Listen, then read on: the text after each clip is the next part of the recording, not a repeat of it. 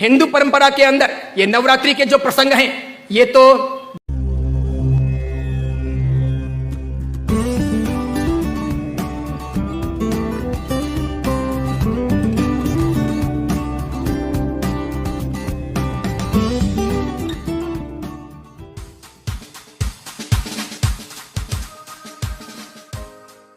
देवी मां की उपासना के लिए थे। नवरात्रि पवित्रतम रात्रियां कही जाती है, पवित्रतम दिन कहे जाते हैं। यह आसो जो चैत्र महीने में आती है, यह साधना के लिए, मंत्र साधनाओं के लिए, ब्रह्मचर्य के लिए, सत्व को प्राप्त करने के लिए, इष्ट की सिद्धि के लिए, अंतरतम की शक्तियों को जगाने के लिए, कुछ अच्छा हासिल करने के लिए होती हैं। समझदार हिंदू और समझदार जैन श्रावक श्राविका और समझदार हिंदू और समझदार जैन साधु संत इन दिनों में साधना में बैठते हैं, मौन रहते हैं, ब्रह्मचर्य का परिपालन करते हैं और आगे बढ़कर के शक्तियों को साधते हैं। उस जमाने में देवी माता की आरती करना, घट स्थापना करना, देवी माता को रिझाना और पुरुष एक तरफ, महिला एक तरफ, महिलाओं की जगह में, पुरुष की जगह में देवी माता को बीच में रख करके मात्र उनके हाथ से गरबे लें और इस प्रकार उनकी भक्ति करें। यह परंपरा थी नवरात्रि की। उसके बाद में मात्र गुजराती स्टाइल में डांडिया आए थे, तो बहनें बहनों में खेलती, बीच में देवी मां की स्थापना की जाती, पुरुष में खेलते और इस प्रकार नौरते रखते, नवरात्रि पालते, खान पान का ध्यान रखते। उन दिनों में कोई शराब नहीं पीता, गुटखे नहीं खाता, चाय तक नहीं पीता, व्यसन नहीं करता, अलग अलग शयन करते, पति पत्नी अलग अलग रहते, ब्रह्मचर्य की साधना करते, संपर्क नहीं करते, शुद्धता प्राप्त करते और इतने सारे भोग विलास की जिंदगी के बीच में, इतने सारे विषय वासनाओं के बीच में कोशिश करते कि कुछ दिन पवित्रता के साथ बिताएं ताकि देवी माताओं के सानिध्य प्राप्त करके हम शक्ति संपन्न बन सके, उनके आशीर्वाद अपनी जिंदगी में फल सकें। गरबे गई, फिर डिस्को आया, नाना प्रकार के धुने आई, नाना प्रकार के गायक आए, कई कंपनियां, कई संस्थाएं इसमें कूदी, कई सारे लोगों ने धन कमाना शुरू किया, छोटे बड़े ये डांडियों के अलग अलग कार्यक्रम होने लगे, सब लोग ललचाने लगे। देवी मां एक तरफ रह गई, देवी की साधना एक तरफ रह गई, नवरात्रि की पवित्रता एक तरफ रह गई, घट स्थापना एक तरफ रह गई, गरबे लेने का भाव एक तरफ रह गया, आरती और देवी मां को रिझाना, मातृ शक्तियों को प्रेरित करना, ये सब एक तरफ रह गया। आज डांडिये खेलने वालों में से किसको पता है कि साधना क्या है, ब्रह्मचर्य क्या है, ये क्यों है नवरात्रि, इसका हेतु क्या था, इसका रीजन क्या था, ये क्यों खेलनी चाहिए या नहीं खेलनी चाहिए, तो क्यों नहीं खेलनी चाहिए। मेरा ही नहीं, भारत के कई सारे अखबारों का, कई सारे समाजविदों का, कई सारी अन्य सामाजिक संस्थाओं का ये सर्वे वर्षों से रहा है, समय समय पर किया जाता रहा है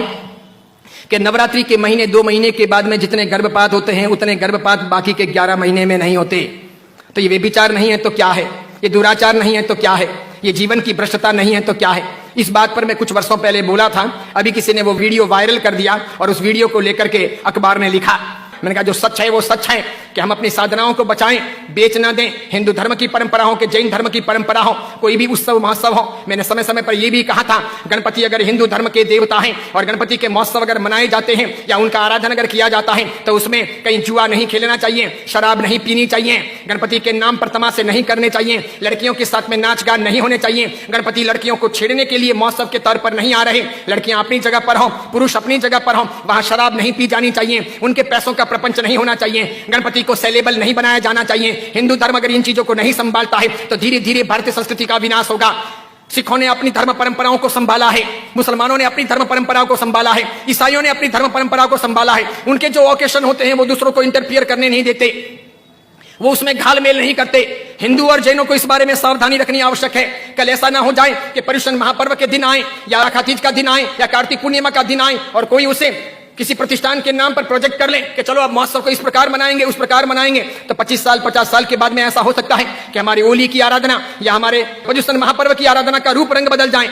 जैसे मैंने नहीं कहा था कि मात्र संगीतकारों को बुला करके हम 9 दिन की भक्ति रख लें, सुबह भी भक्ति, रात को भी भक्ति, ठीक है, और इस प्रकार पर्युषण आगे बढ़ जाए और अच्छी खासी संख्या के अंदर वे आधुनिक संगीतकार आधुनिक धुनों पर बहुत गाएं और नौजवान लड़के लड़कियों को मजा आ जाए, सब वहीं पर जाएं। तो 10 साल 15 साल तक अगर ऐसा चले तो आज एक ने किया, कल दूसरा करेगा, परसों तीसरा करेगा, अब चौथा करेगा, धीरे धीरे साधुओं के व्याख्यान में कोई नहीं जाएगा, पर्युषण महापर्व के प्रवचन एक तरफ रह जाएंगे, कल्पसूत्र जी हवा खाते रह जाएंगे और पर्युषण का रूप बदल जाएगा। ये नहीं हो सकता, ये नहीं किया जाना चाहिए। मैं इसलिए कह रहा हूं कि मेरी जिंदगी तो बहुत छोटी है, मैं तो कल दुनिया से चला जाऊंगा, लेकिन भगवान के शासन की परंपराएं नहीं मरनी चाहिए, हमें उन्हें जिलानी होगी। हमारे बच्चों को ये पता नहीं, उनको तो क्या है नाचना गाना कूदना घूमना फिरना अच्छा लगता है, उन्हें सामाजिक प्रतिक्रमण ना अच्छे लगे, बिना पंखों के रहना उन्हें ना अच्छा लगे, लेकिन जरूरी यह है पर्युषण महापर्व की पूरी प्रक्रिया, उसकी साधना की सारी व्यवस्था समझी जानी चाहिए। और इसीलिए लेकर चले अमर मंथन खबर को अपने संग, लाइक करें, कमेंट करें, शेयर करें और फॉलो करना ना भूलें। अमर मंथन खबर आपका अपना चैनल। लेकर चले अमर मंथन खबर को अपने संग, लाइक करें, कमेंट करें, शेयर करें और फॉलो करना ना भूलें। अमर मंथन खबर आपका अपना चैनल।